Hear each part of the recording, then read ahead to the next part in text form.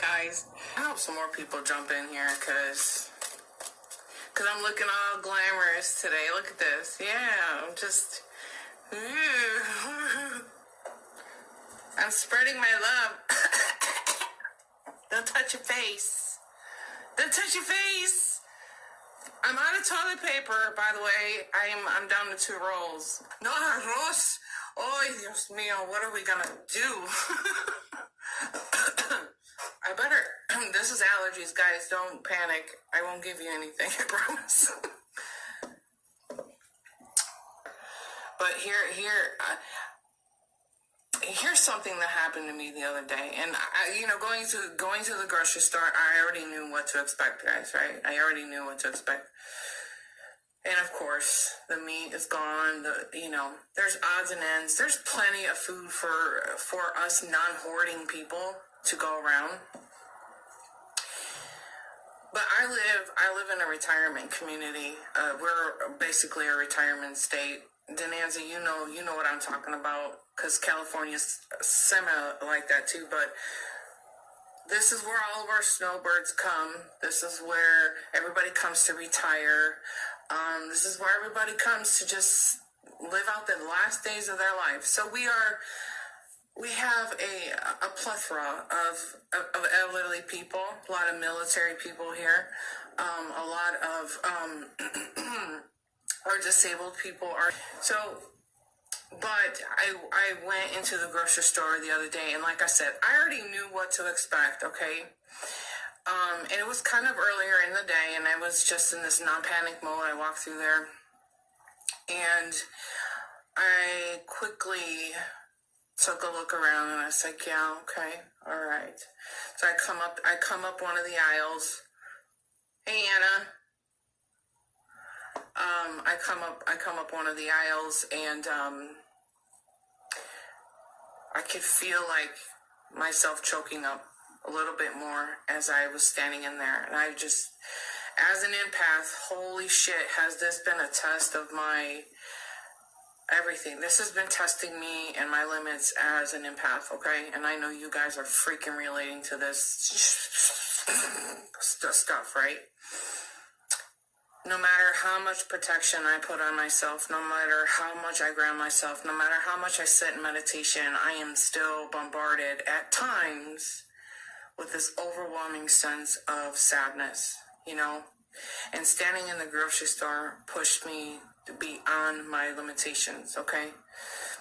So I'm getting up into the grocery store and coming up that aisle, making sure that I'm not bumping into anybody, being polite, letting the workers restock their shelves, and I see a cart here, and I move over to the side for that person, and I'm just being very mindful, being polite, and this is the way we should all be responding, is with politeness and caring and compassion. And I see a little old lady on the side of me, and at this time, I'm just right on the brink of busting out into some hardcore sobbing tears until this old lady comes up alongside of me.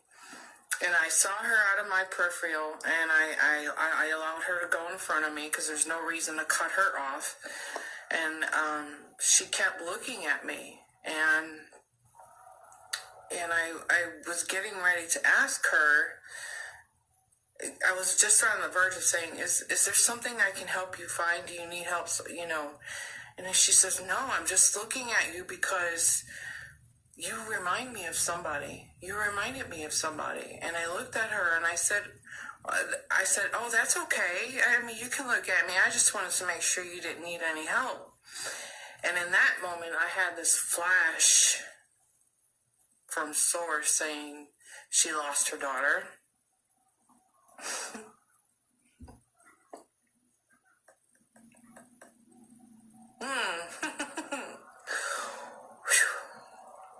She lost her daughter, and I guess and somehow I looked like her daughter.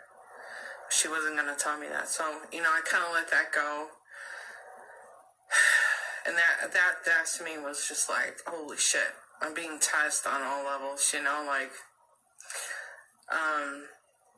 so I'm going you know, I go around, I come up a couple more aisles just to see what's left, see what I can get. And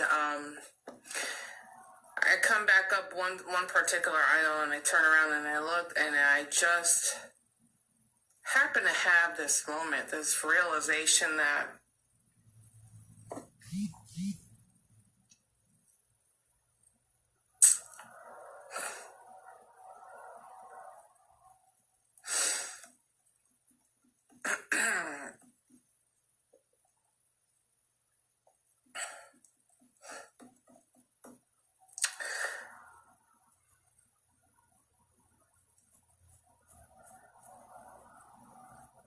that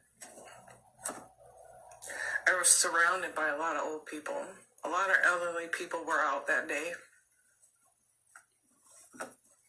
Lots of them. Lots of them. And I just happened to lock eyes with a gentleman.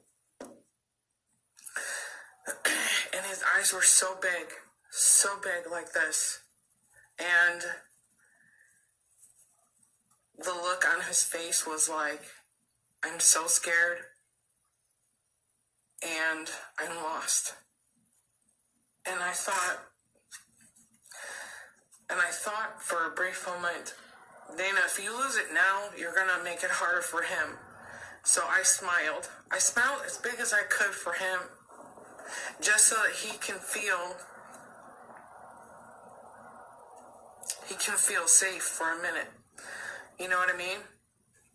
Some love. Just smiled at him, and I gave him all I had, like all of my heart. I was like, in some ways, I just felt like it was a telepathic communication to him, like, you're gonna be okay. You know, we have people who are sick, who are just, you know, they have dementia, they have memory problems, you know, they're scared. These elderly people are scared. And that's the biggest thing about this, is that it breaks my heart. It breaks my heart to see these people in such a panic, and they shouldn't even be out in this shit to begin with. You know what I mean? They shouldn't even be out there. They should be at home, inside, watching their favorite TV shows, while us younger ass people and all these selfish ass people should be catering to their needs right now. Our veterans who actually paved the way for our freaking freedom, and we treat them like fucking shit. That's the part about this that gets me the hardest. You know?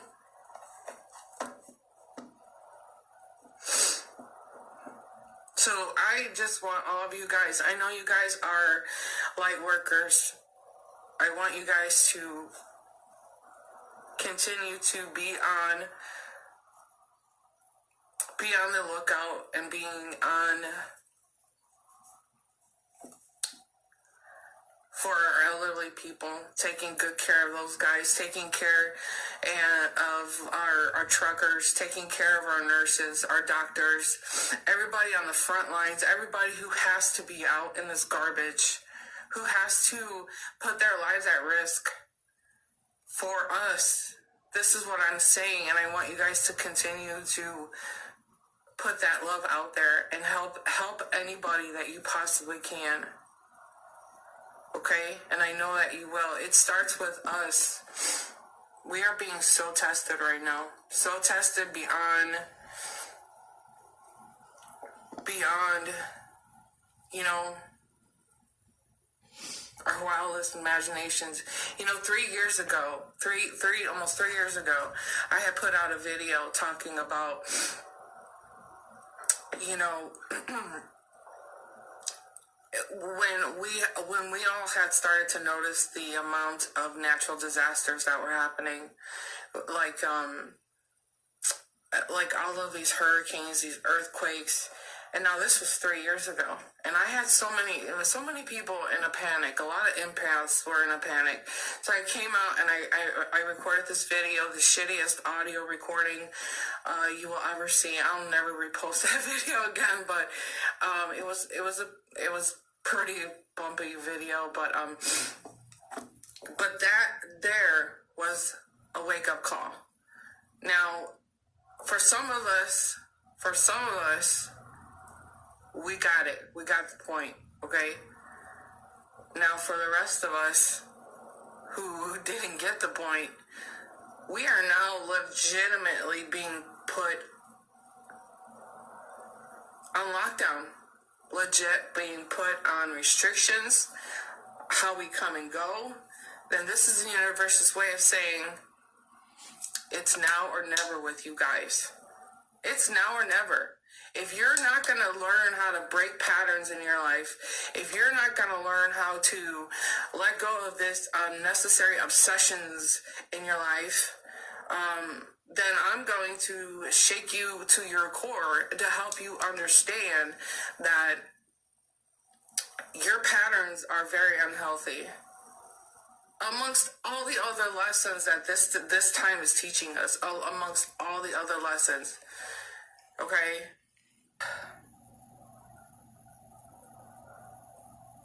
But you know, something that I have noticed over the past 3 years since I made that video is that message kept getting louder and louder and louder for me as a coach, for me as a friend, for me, it was just that message. And I know for a lot of us, that message kept getting louder and louder and louder. Like, I gave you a wake-up call. I gave you ample amount of time to get it together. I gave you that space. I gave you that time, and now I'm really getting you backed up into a corner to make you realize that, you know, the unnecessary things in your life have got to go. This obsession to have to know everything, or this obsession to have so much under control, this obsession of losing faith in things, in the situations, or feeling like you're not on the right path. This is the smack in the face that I think a lot of us are experiencing here, you know? So,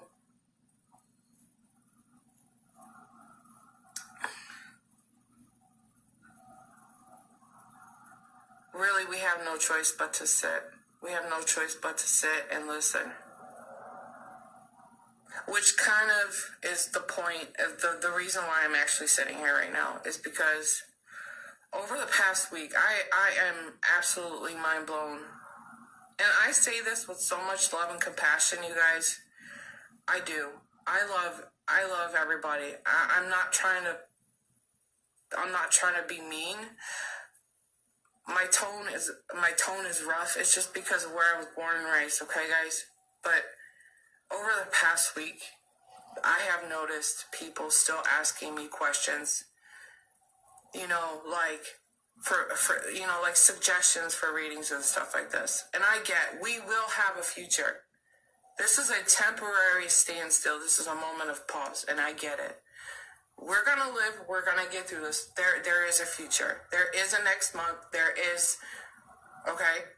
So when I say that, I want to just kind of throw that in there because I don't want any hate right now, okay? But what's blowing my mind at this moment, besides what's going on, is the fact that I still get requests for, you know, will my crush ask me out on a date? Okay, maybe we could do this in a future, you know, in the future, this kind of topic in the future. But for right now, sweetheart, I need you to take a look at what's happening outside of your damn window. Where exactly is your date or your crush going to take you? To the beach? No. Is he gonna take you to the movie theater? No. Is he gonna take you bowling? Like, no. Like, why is this so relevant to your life right now? Why are you so focused on what he gives a shit about when this is your time to be turning inward and doing your self-reflection before you have another personal wake-up call that is so big for you to bear? It's going to be such a bigger blow than what you're experiencing right now. Another pick a card idea that came in was, oh, Jesus, help me, okay? Again, I say this with so much love because I want everybody to really grasp what I'm saying right now, okay? Will he contact me in the next 48 hours? Okay? There are people dying in the next 48 hours. There are people dying. Why do you give a rat's ass if this man has not contacted you and you care if he's going to be in contact with you in the next 48 hours? Please, Jesus, make this make sense for me. Make this make sense. Am I wrong? Maybe we can do this in the next couple of months. But like right now, why is it so important that you know what he wants in the next 48 hours? How about in the next 48 hours you go check on your older neighbors? How about you go check on that mom who might need some diapers and some food for her kids? Why don't you check on somebody who lost their job right now? Like, what can you do? What can you do to help somebody else right now and get off this? I have got to know. I have got to know. Exactly. There are so many people that are still so asleep. So the next 48 hours, I don't give a shit. Not that I have a crush, okay? My husband's sitting out there. No, I don't have a crush, honey. No. I don't give a shit what my crush is thinking. I don't give a shit if my crush is going to reach out to me in the next 48 hours. Because you can't go bowling anyways. You can't go to the movie theaters. You can't even walk along the beach right now, guys. Like, come on. Come on. What else is it going to take to shake your ass up right now? Like, seriously, we have got to get this under control. Like, ooh, swaba.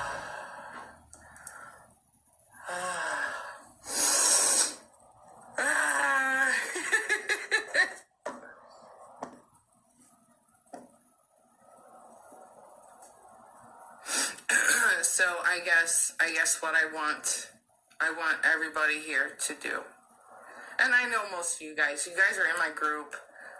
You've coached with me, you've worked with me, you've even been there for me, right? But I want you guys to start to take inventory of your life. It's time to do some major overhauling, remodeling. Hey, we're all shoved in our houses right now. Build a new room. Clean out the closets. You get what I'm saying? We have got to start taking care of that inventory, that checklist. And what is it exactly that is preventing you from living your best life, Is it toxic people? Is it these negative behaviors? Is it these repeating patterns that you can't seem to get your ass out of, right? Now is the time to be doing this inner work. This is not the time to be giving a rat's ass if he is going to call you and ask you out on a date.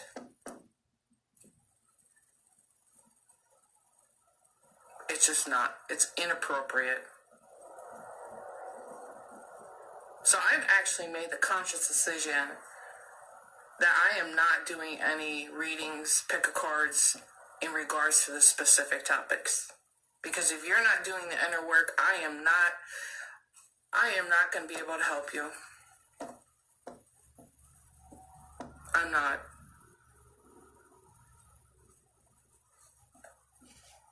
So I think a lot of us, this is the time to be asking, what is this teaching us? What is this time teaching us? What is this showing us? What is this showing us? What is this global situation showing us? Ask yourself this question. Sit in meditation. What is this showing me specifically? What is this showing me specifically? Journal about it. Write it down. What changes in your life have got to be made now?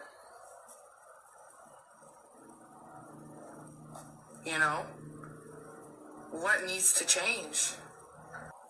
Share information, you guys. Share positive things with this world. Share love and light. Encourage people to just spread love,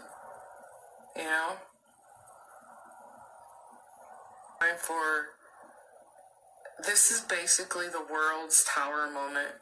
You know that? And I don't know about you, but I don't like being restricted. I had plans to go to Vegas to see Anna.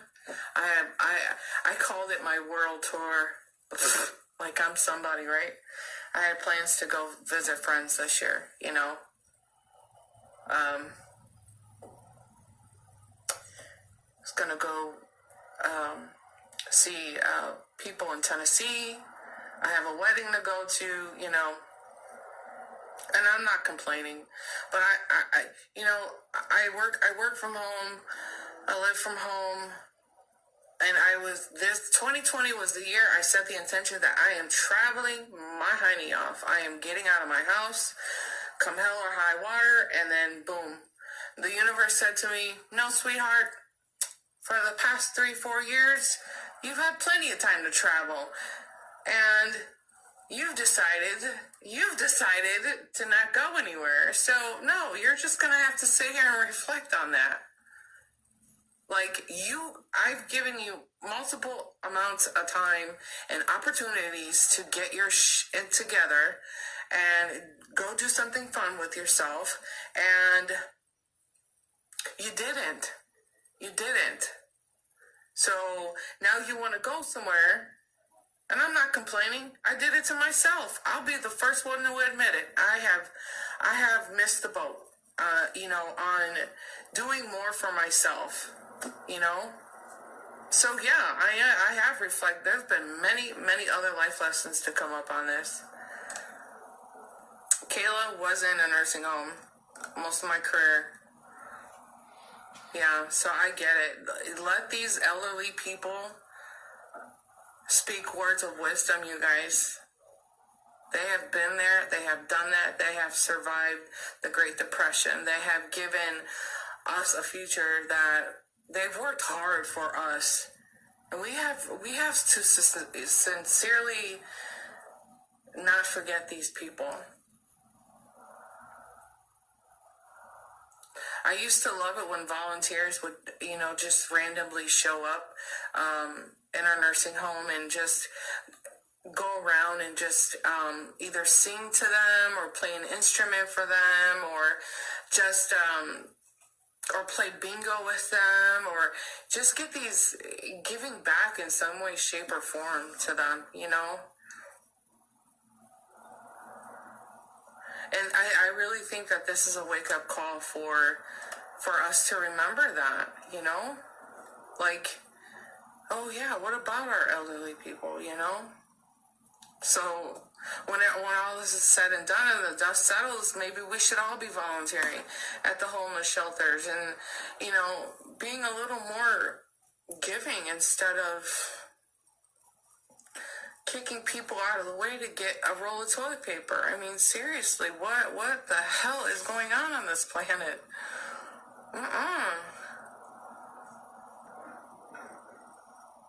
We can't forget our truck drivers.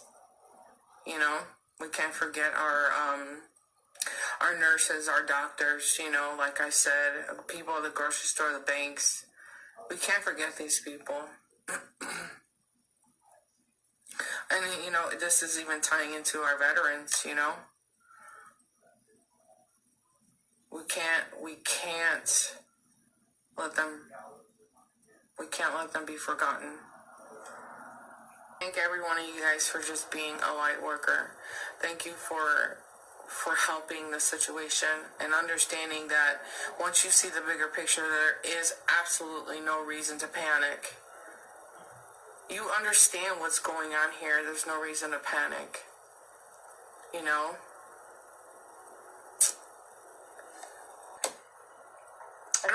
I'm not worried about this virus. I'm worried about the way people are treating other people, you know?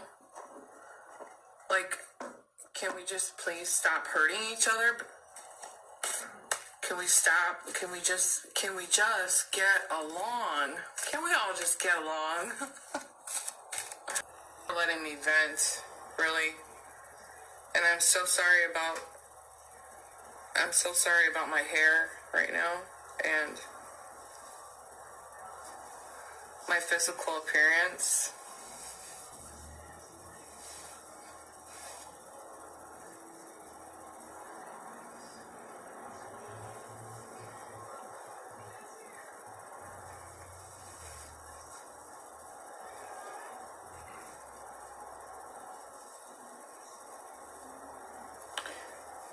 But I want everybody to be well.